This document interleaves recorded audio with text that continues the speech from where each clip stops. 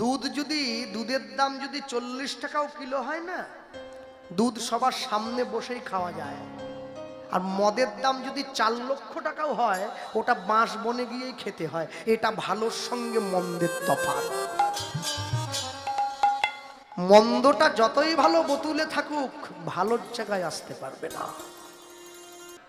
যে মায়েরা বসে আছেন, প্রত্যেকে একই নিয়মে বিয়ে করেছেন, একই স্মৃতিতে সিঁদুর ধারণ করছেন, একই নিয়মে সন্তানের জন্ম দিয়েছেন, একই নিয়মে সন্তান গ্রহণ করেছেন। তাহলে কারোর ছেলেটা চোর, কারোরটা সাধু কেন?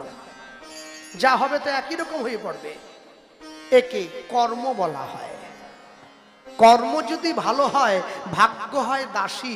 হৃদয় যদি ভালো হয়, ঘরেই মথুরা কাশী।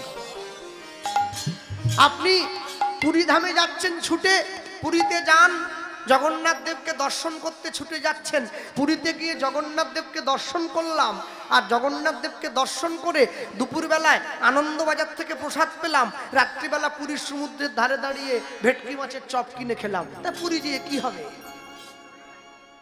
বাগনানে বসেই কিনে খান না, উলবেড়িয়া বাজারে চলে যান, ভালো মাছ পাওয়া যাচ্ছে, এনে বেসনে ডুবিয়ে ভেজে খেয়ে পেল, চপ হয়ে গেল।